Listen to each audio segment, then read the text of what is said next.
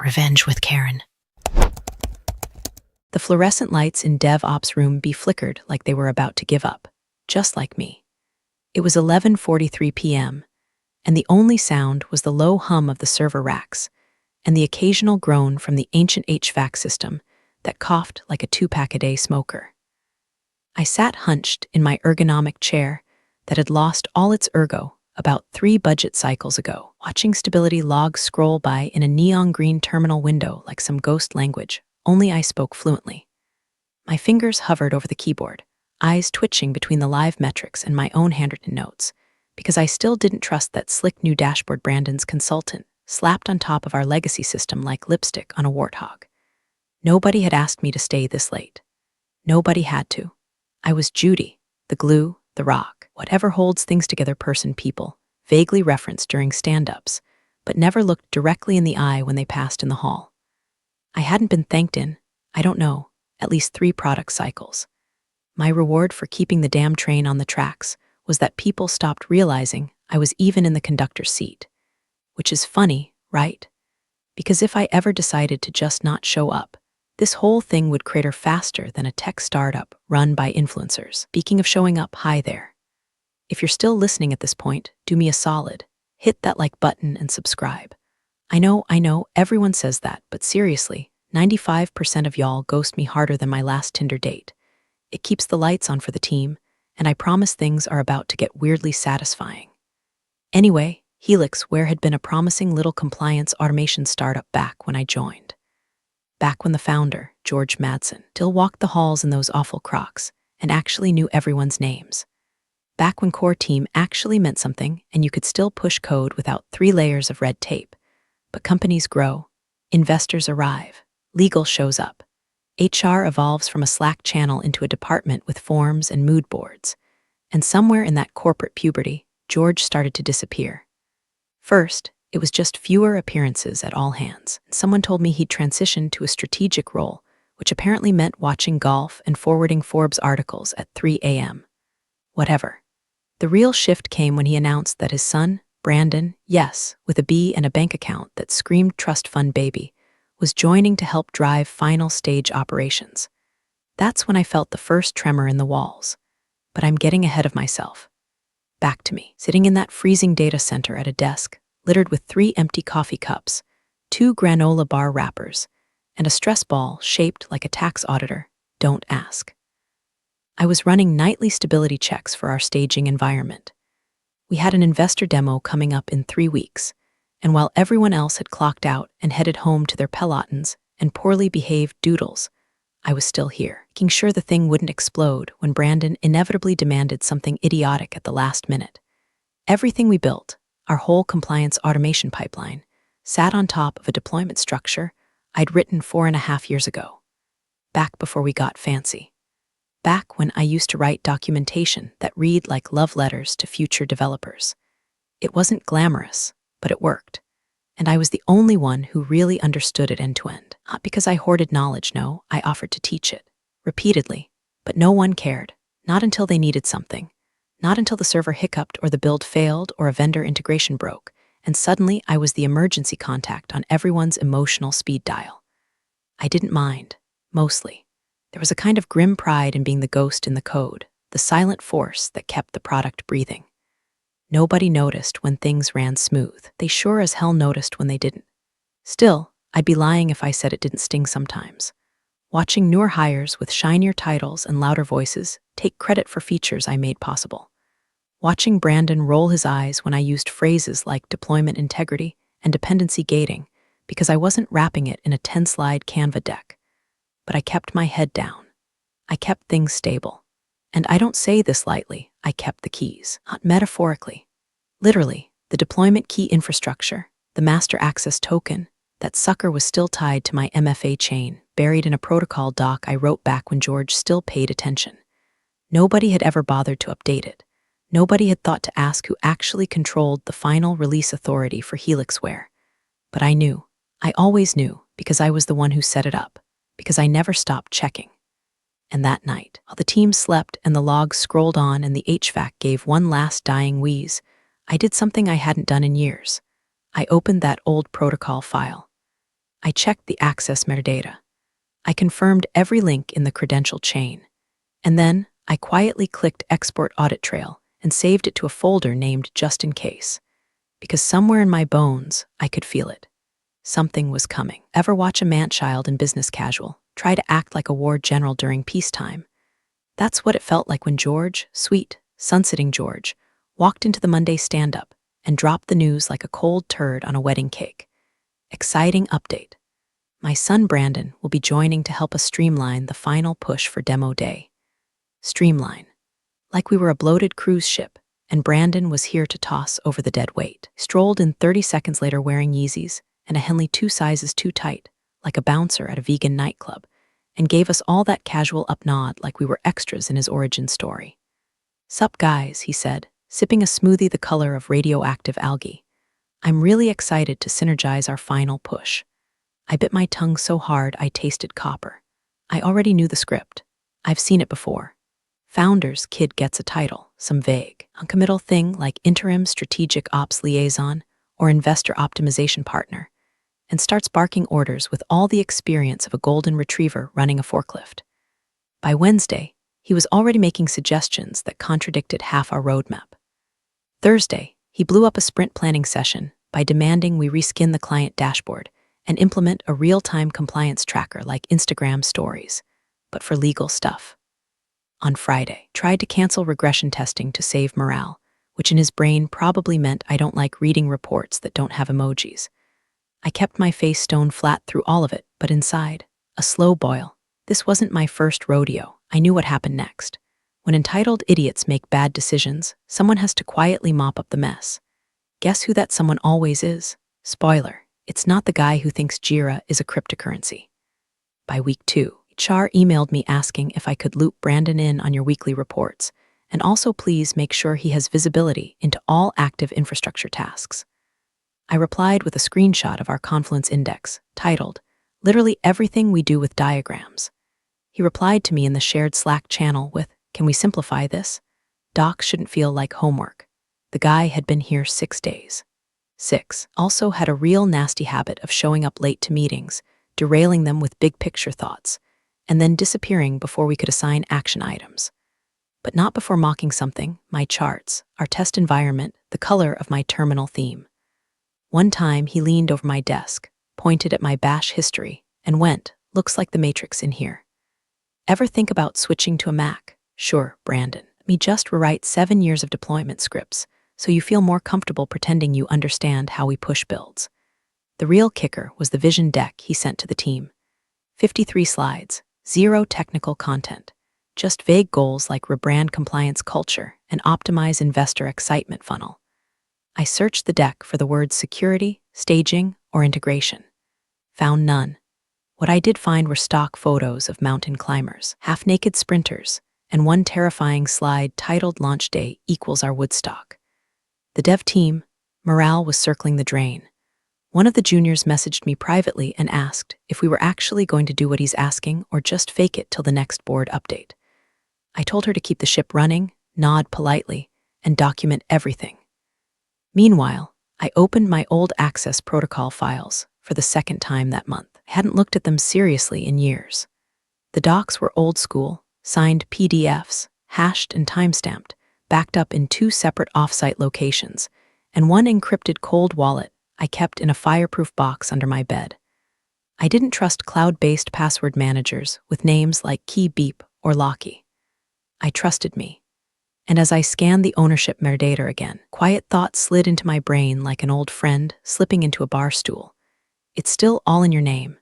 Every deploy credential, every staging environment, every rollback script. The master access token that tied them all together was still hard-bound to my MFA key pair, an old U-by key I kept taped to the underside of my desk, labeled lunch money because no one ever questions a post-it with that phrase on it. Double-checked every clause in the foundational deployment doc. Section 6.2, sole custodial authority shall rest with the named protocol author unless explicitly revoked via notarized amendment. Section 7.1, revocation procedures require 2 C-level signatures and legal counsel confirmation. No such amendment existed. Nobody had ever noticed. because nobody ever reads the fine print when things are going well. And for 7 years, things had gone well because I made sure of it. But now we had Brandon, and Brandon didn't know who held the fuse to his fireworks show, so I did what I always do when the ship starts taking on water. I started quietly preparing the lifeboats. By week 3, I was running on a witch's brew of cold brew, resentment, and ibuprofen. The dev team looked like a cast of background zombies from a Walking Dead episode no one finished editing. Puffy eyes, slurred keystrokes, people typing and deleting the same sentence 3 times before giving up and pretending to read JIRA tickets. But somehow, the system still hummed. Because I made sure it did. Because every night at 12:07 a.m., while Brandon was probably vaping CBD in a hot tub he didn't pay for, I was patching dependency issues, triaging failed pipelines, quietly rewriting integration scripts he broke by insisting we move fast like TikTok. And then came the vendor switch. It started with a Slack message from Brandon, time-stamped 2:42 a.m., because why sleep when you can send chaos into the world like a toddler with a flamethrower? Hey team, just had a fire idea. Let's switch our API monitoring to Glanceye Metrics. Their founder's a friend of mine. I told him we'd give it a shot before Friday. LMK, like we were picking pizza toppings. I stared at the message in disbelief. We'd been using Sentinel Scope for 4 years. Fully integrated, battle-tested, with rollback support baked into our staging and production. You don't just yank out a core monitoring tool like a Jenga piece with your eyes closed. I responded carefully in a private thread. That switch will require full rebuild of our environment configs, firewall reauth, and staging certificate remapping. Not doable by Friday. He replied publicly, let's not overcomplicate this. Just plug it in. I want eyes on the new dashboards by tomorrow. The man thought monitoring APIs were USB sticks. I warned him again in the team channel. I laid out the implications. I used diagrams.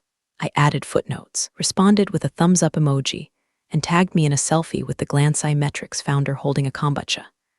Caption: Startup bros solving enterprise woes flexed biceps. I executed the switch because I had no choice. And shocker, it broke staging. Hard, like system-wide integration timeout, email queue collapse, automated testing dead in the water broke. The deployment pipeline seized up like a junkyard transmission. Alarms fired. I rolled back to our last clean snapshot, but the damage was done. Several features flagged as stable suddenly looked like they were duct-taped by raccoons. Investors were already asking questions. We were supposed to push the pre-demo build that night. Instead, I spent 6 hours trying to explain to the junior team how to manually clean up a data leak caused by Glanceye's garbage token refresh cycles. The founder's son, he showed up at 10:37 a.m., waltzed into the dev pod and screamed, why the hell is everything broken? Silence. Everyone froze. He turned on me. I told you to just plug it in. This is sabotage. Are you trying to tank the demo? My mouth opened, then closed. I looked around the room. Nothing, not a word, not even a glance of solidarity. They didn't even blink. You could feel the fear dripping off everyone's skin.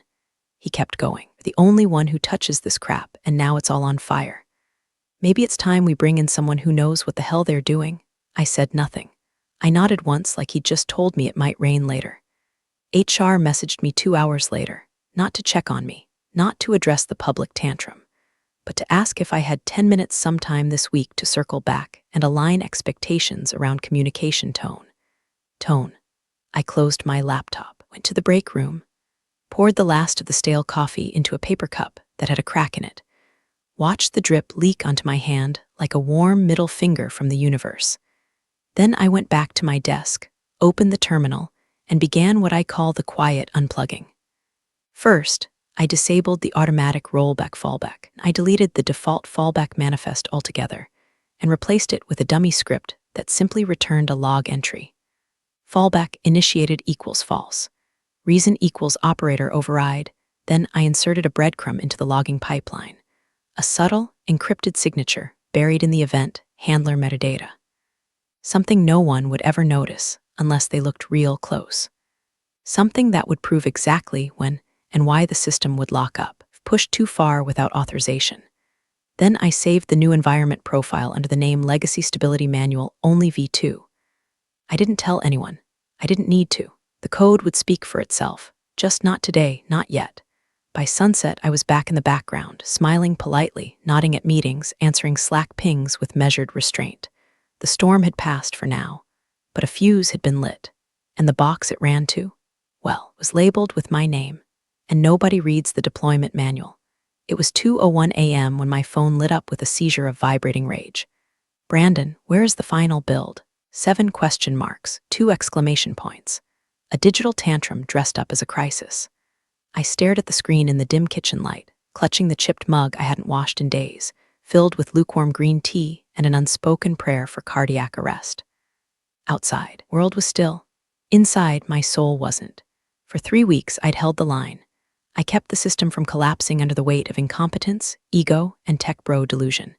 I worked weekends, skipped sleep, ate food that should be illegal outside of gas stations. I carried the bones of this product like a widow hauling her husband's ashes through an airport with no ID. And for what? So this clown could bark commands like a toddler on a sugar crash, ignore every warning I gave, and then demand to know why the house caught fire after he handed out matches. I didn't think. I didn't need to. I typed 2 words, I resign, no punctuation, no fanfare, just gravity. I hit send and placed the phone face down. The quiet that followed wasn't peaceful, it was surgical. I felt every tendon in my neck loosen, every knot in my back sigh, like my body knew before my brain that it was finally over. I stood there, that stale kitchen air, barefoot on cold tile, and waited. Then came the pounding. Not a knock, not a hey, are you up? Tap. No, pounding, like someone was trying to break through the drywall with their forehead. I looked through the peephole, and of course it was him. Brandon, red-eyed, sweat-slicked, still wearing his Demo Day Alpha hoodie like a badge of dishonor. Drunk off something citrusy and expensive, breath fogging the glass as he shouted like a frat boy in a courtroom. Open the door, Judy. You can't just walk away from this. Where is the build? We have investors tomorrow. What the hell is wrong with you? I opened the door slowly. He stumbled back half a step, momentarily stunned by the sight of me. No makeup, oversized hoodie, face carved from granite. I didn't say a word. I didn't owe him sound. I reached out and dropped my badge into his hand. It still had the smiley face sticker on it from when HR thought morale came in adhesive form. Then I pulled my office keys off the lanyard I never stopped wearing, even in my sleep, and dropped them beside it. He looked down at them like I'd just handed him a live grenade with the pin missing. I held his gaze for half a second longer, just long enough for the silence to start screaming, and then closed the door in his face. Locked it, bolted it, turned off the porch light. Back inside, the hum of the fridge was the only applause I needed. I walked back to my desk. The terminal was still open, logs still scrolling. The last heartbeat of a system no one else could operate, quietly bleeding into the void. I didn't log out. I didn't shut down. I just sat and breathed. The air tasted like rust and freedom. He kept pounding for another 10 minutes. Slurred threats. Desperate promises. Plea or two when he realized he didn't have any cards left to play. Eventually, the sounds faded. A car door slammed. Tires squealed. I didn't flinch. I just stared at the screen, watching it tick, watching it wait, because that's what it would do now. Wait for someone who knew where the pulse lived, where the tendons connected, where the lock was, and that person had just left the building. By 8:04 a.m. the next morning, Helixware HQ was on fire. Not the literal fire alarm kind. No, this was the existential kind. The kind that doesn't burn your eyebrows off, but instead peels back the fragile illusion of control layer by layer, until even the cockiest executives start sweating through their blazers. The final demo build, promised to investors by 9:00 a.m. sharp, was nowhere to be found. The environment was locked. The deployment pipeline, which had hummed under my fingertips like a well-trained engine, now blinked red across every status monitor in the war room. The words error, insufficient permission, token chain invalid glowed from the main screen like a neon curse. Nobody could push. Nobody could roll back. Nobody could even log into the staging environment without tripping alarms in the system I built from scratch during the era when people still used the term agile unironically. Brandon arrived at 8:17 a.m., phone already glued to his ear, jaw flexing like he was chewing gravel. His hoodie was stained. His eyes were bloodshot. He smelled like gin and desperation. Try again, he barked at the IT lead, a poor guy named Malik who hadn't even finished his morning donut. Just force it. We need the build live now. Malik wiped powdered sugar off his shirt and muttered, "We're locked out. Root access is blocked at the credential chain. Looks like someone rewrote the auth path." "Who?" Brandon snapped, eyes flicking around the room like he was trying to catch treason mid-flight. Malik hesitated. Then, like a man defusing a bomb with a spoon, he answered, "Judy's credentials are still embedded in the MFA logs. Timestamp from 2:17 a.m. She's the only one with full custodial clearance." Brandon's face twitched. No, she quit. She doesn't work here anymore. That access should have been revoked." Malik shook his head slowly, already regretting every career decision that brought him to this moment. "There's a clause, something old, some governance protocol. It looks like her access can't be removed without dual officer authorization and legal sign-off. Nobody's done that. Her permissions are intact. I could have told them that. I wrote that. Check the backups." Brandon shouted, "Just deploy the backup build." A dev intern piped up from the back of the room. "We tried. Backups are wired to cascade rollback authorization through the same chain. It pings her token. So override it. We can't. It triggers a failsafe Judy coded 3 years ago. It flags unauthorized access and shuts down deployment." People were whispering now. Quiet, embarrassed whispers.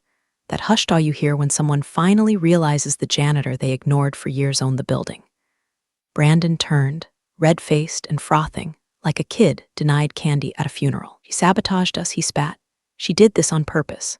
Silence. Nobody moved, nobody agreed, because everyone in that room knew that wasn't how I operated. I was methodical, precise. If I wanted to destroy something, I wouldn't leave behind blinking logs and breadcrumb trails. I'd leave a crater. No, this wasn't sabotage. This was structure. The structure that protected our platform from exactly this kind of ego-driven recklessness. And now the safety net had teeth. One of the product managers, Janelle, I think, started pulling up old documents from our internal archive. She searched for token authority and clicked into something dusty and forgotten, stored deep in the forgotten bowels of our shared drive under a folder named Helix Legacy, Judy's governance docs.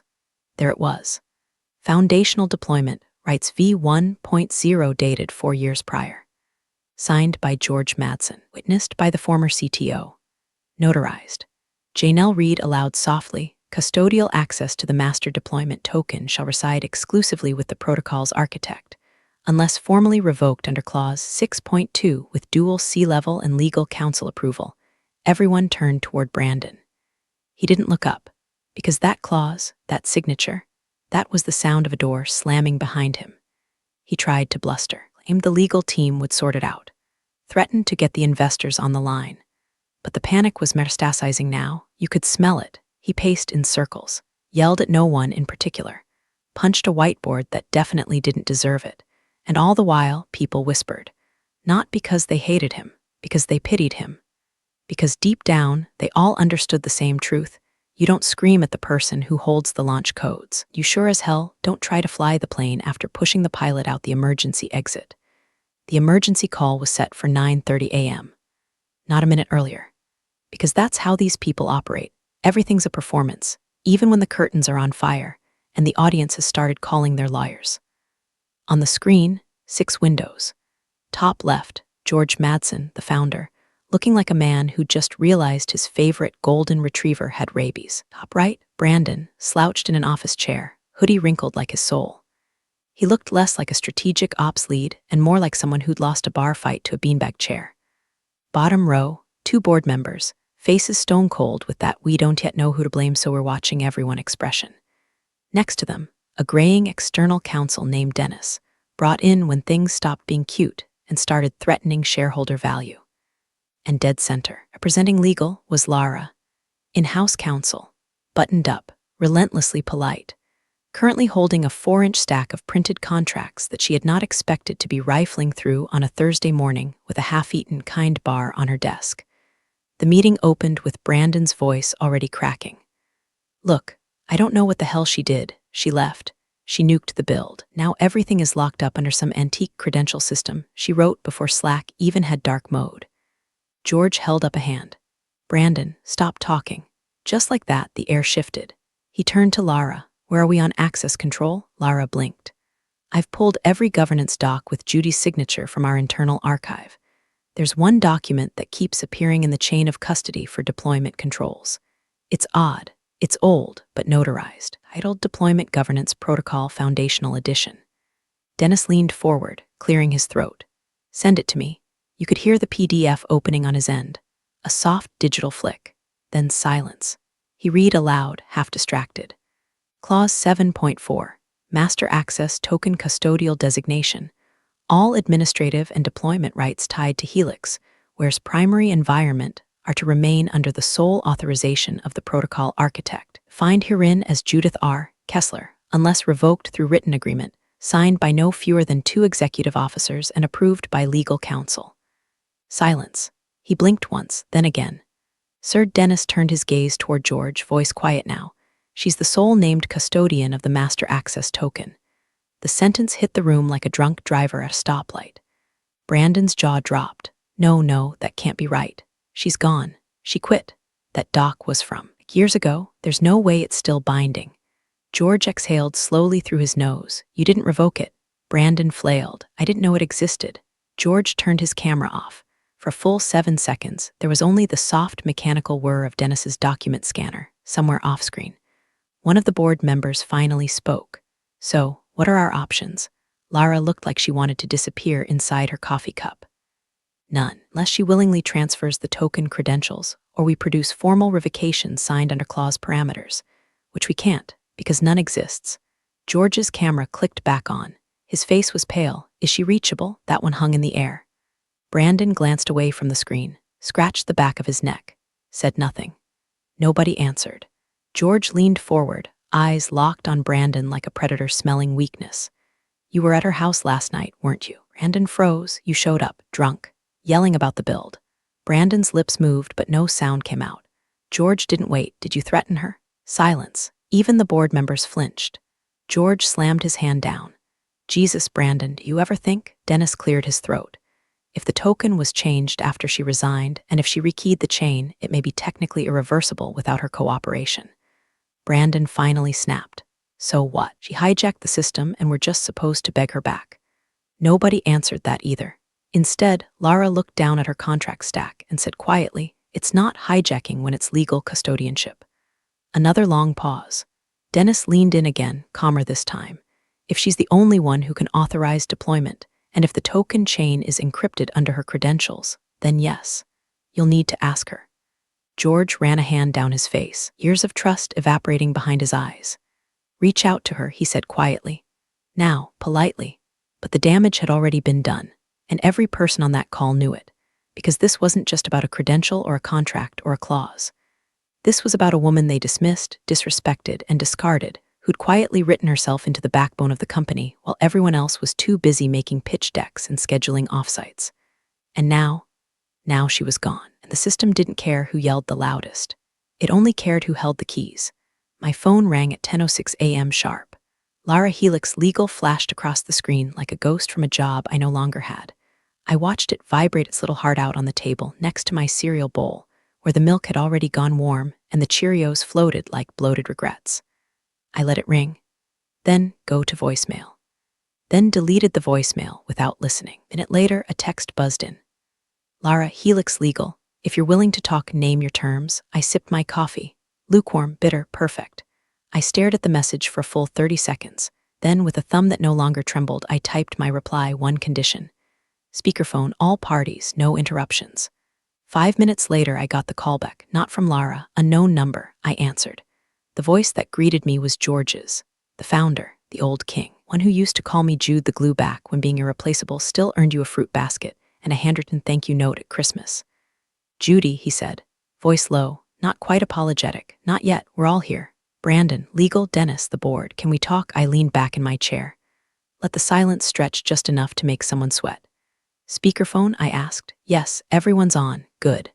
I took a slow breath, then said, open your terminal. Whoever's in IT, open a secure shell to the admin node. Read-only mode. Disable auto-sync. I could hear them shuffling, typing. Brandon's breathing, sharp and erratic like he'd just run a sprint in a blindfold. Done, someone muttered. Probably Malik. Poor kid. Now navigate to the Legacy Stability Manual only v2 profile in the deployment directory. You'll find a nested config file labeled Bridge Override. Open it. More shuffling. A few nervous exhales. A voice, we see it. Good, I said. Now scroll to the bottom. Line 429. Pause. There's a placeholder token string here, Lara said. Correct, I said, calm as church marble. That's the trigger token. But the field is empty because it can only be populated from a secure local device I control. Once entered, the system will re-engage full deployment permissions. George cleared his throat. So if we input anything else, the environment locks, he said, and the logs flag a protocol breach. If that happens, your compliance audit trail gets flagged red across all investor-facing systems. Dead silence. I could hear someone whispering on mute. Brandon's voice cracked. Why? Why would you do this? I didn't do anything, Brandon, I said coolly. I protected the system from unauthorized hands. I followed the protocols that were approved, signed, and filed years ago by your father. George, quietly, she's right. I wasn't done. This profile was created when I saw you start pulling pieces out of production and plugging in your startup bro favorites like they were Legos. I warned you. You ignored me. You screamed in my face. And then you showed up at my house, Brandon, drunk, yelling, at 2 a.m., more silence. The kind that sits heavy on people's shoulders. I protected your company, I said, from you. Dennis finally spoke up. If you're willing to cooperate, Ms. Kessler, we would be very grateful. We'd like to formally invite you to rejoin Helix where I cut him off. I'm not coming back. Another pause, a desperate pause. George stepped in.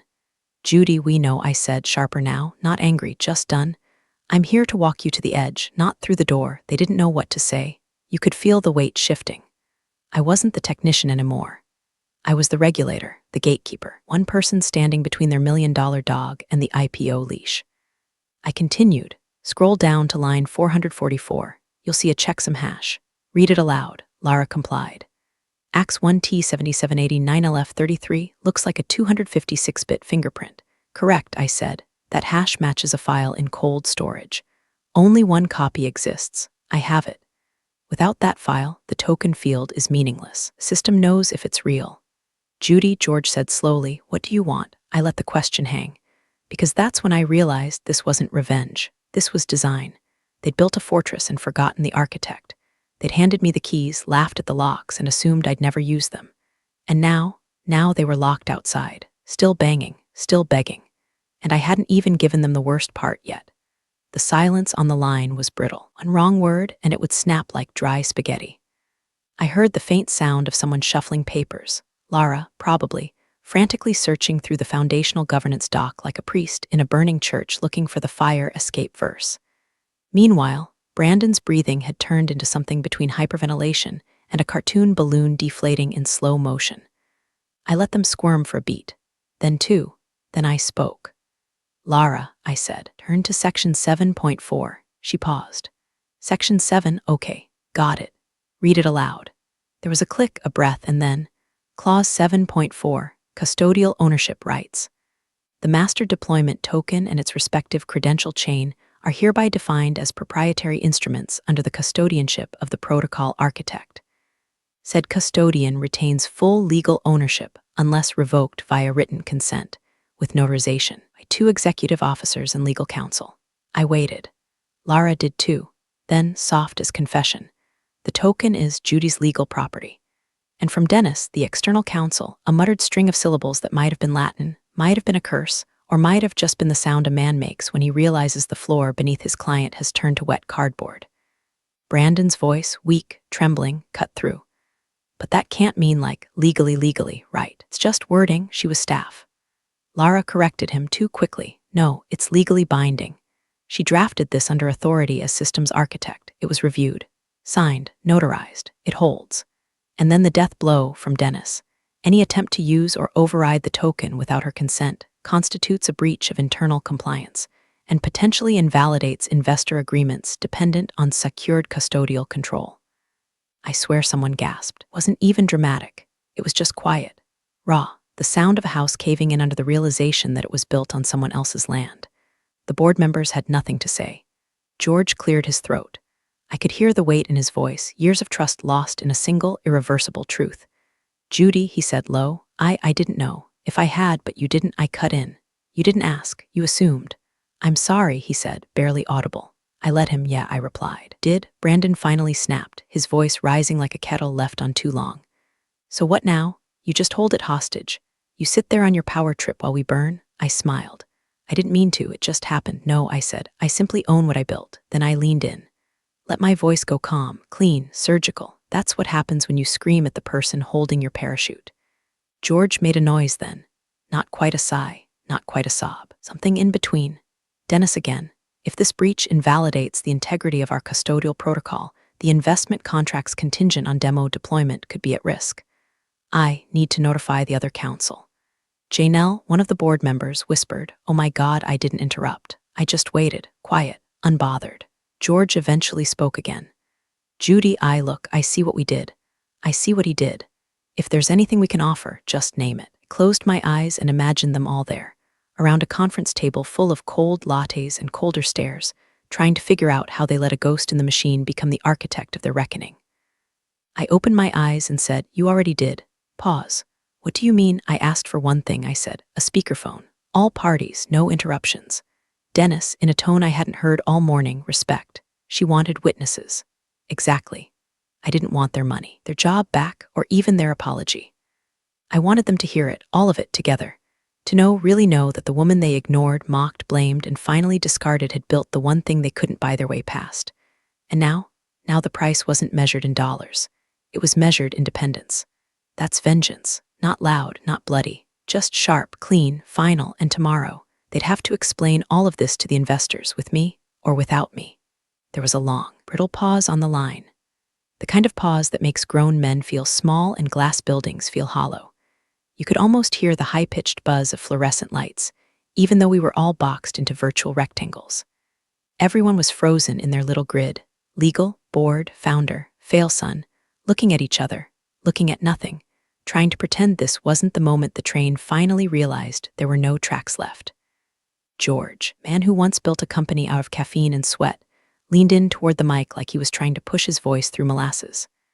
"Who," he began, but his throat caught. He cleared it, tried again, quieter this time. "Who holds the token right now?" The line crackled. I swear you could hear a page turn.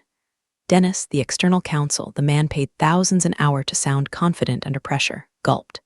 Actually gulped. Then, slowly, "Sir, she still does." Could feel the oxygen get sucked out of every boardroom from here to Palo Alto. "She changed the credential chain yesterday at 2:19 a.m. The access path now references a cold device authentication key. There's no override, no failsafe. It's hard-coded, irreversible without her cooperation." Lara, the internal legal lead, sounded like she might throw up. "There's no legal mechanism to bypass it without triggering a full breach notification. If we trigger that, the investor protection clause kicks in." Clause 9.3. I heard paper ruffle. Brandon said nothing. Janelle, one of the board members, hissed like a tea kettle. "That would mean yes," Dennis said. "The funding is frozen, automatically." Then finally Brandon, his voice small, almost childlike. "But she quit. She walked away. You said she was bluffing. I didn't say anything. I didn't need to." George let out a breath that sounded like an old man watching his house burn down in slow motion. "Is there anything we can do?" he asked. I could picture the scene perfectly. His palms flat on the table, sleeves rolled up like he could still fix this with charm and spreadsheets. But there was no more charm, no more fixing, just math and contracts and silence. I glanced down at my own screen, the cursor blinking calmly beside a file name I hadn't touched since the night before. Helix Legacy Final Env. I clicked it once. Highlighted. Then I reached for the external drive plugged into the side of my laptop. Named it, Not My Problem 01 as I dragged the file across. The system chimed softly. One click, one transfer. The entire build infrastructure, staging scripts, token logs, credential paths, rollback maps, all of it moved over in less than 3 seconds. 7 years of my life in a folder the size of a sandwich. Behind it, my inbox pinged. A new message. Subject, NDA Strategic Systems Architect Confidential Sender, HR Sentinel DIN Compliance Systems, Inc. I opened it. A clean contract. A signing bonus that made my jaw tighten. A position titled Founding Architect Infrastructure Integrity and Custodial Protocols. I didn't even smile. I just sat there, calm, steady, not angry, just done. On the call, they were still muttering, spiraling, trying to duct tape together dignity with legalese. Brandon said my name once as if maybe I was still listening. I was, but I didn't respond. Instead, I hovered my mouse over the call window, clicked Leave Meeting, and watched their tiny faces vanish into a black screen. The last thing I heard before it disconnected was George whispering, "Oh my." I closed the laptop, stood up, stretched, and for the first time in years I felt weightless. Not victorious, not smug, just free. Big thanks, you legends of the old office days. Subscribe to keep the switch flicking chaos alive. Your ex-boss is shaking in their loafers.